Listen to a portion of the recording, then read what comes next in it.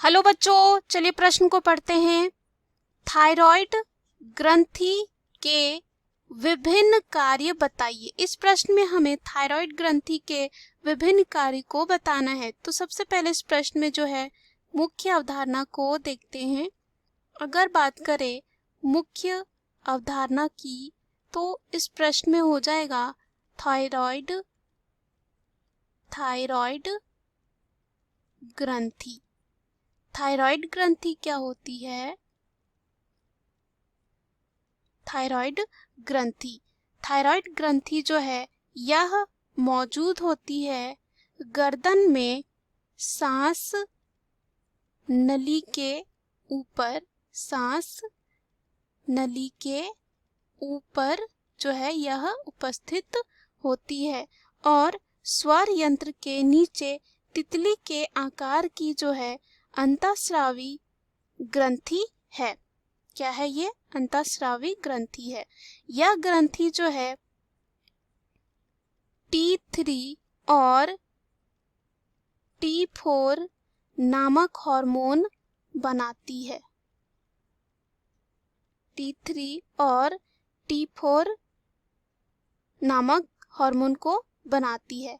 अब यहाँ पर जो है T3 जो है एक हार्मोन को स्रावित करती है जिसका नाम है यहाँ पे ट्राई, और इस हार्मोन को हम बोलते हैं ट्राई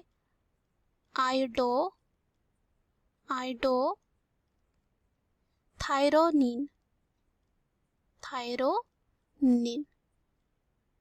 उसके बाद यहाँ पर जो है T4 की बात करें तो T4 जो है यह भी एक हार्मोन को जो है स्रावित करती है जिसका नाम है थायरोक्सिन।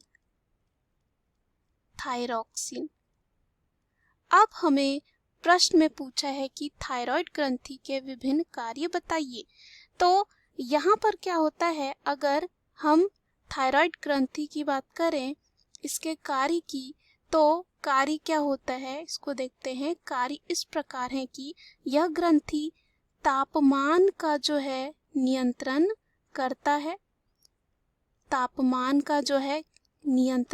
है। साथ ही साथ शरीर की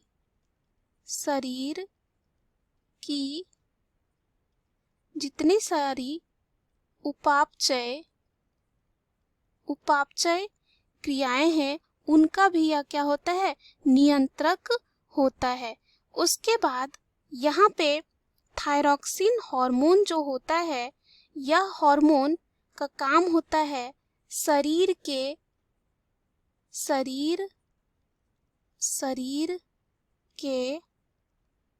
और जो शरीर में कार्बोहाइड्रेट है, कार्बोहाइड्रेट, उसके बाद यहाँ पर वसा, साथ ही साथ प्रोटीन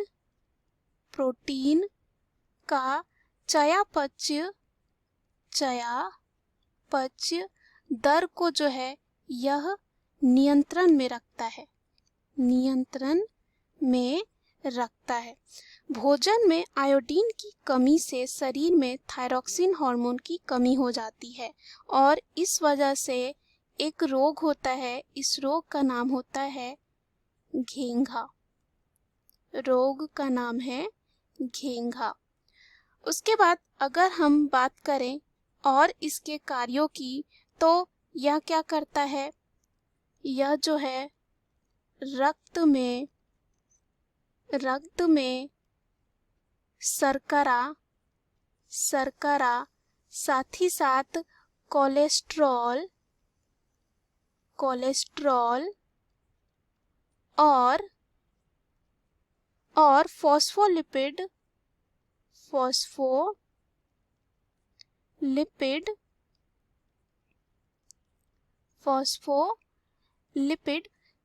की मात्रा को जो है क्या करता है, कम कर देता है और लाल रक्त कोशिका के निर्माण को बढ़ाकर रक्त लपता की रोकथाम करता है। तो दिए हुए प्रश्न में हमें पूछा था कि थायराइड ग्रंथि के विभिन्न कार्य बताइए। मुख्य अवधारणा के आधार पर हमने ये सिद्ध कर लिया है कि थायराइड ग्रंथि के विभिन्न कार्य कौन से हैं। आशा करती हूँ यह प्रश्न आपको समझ में आया होगा।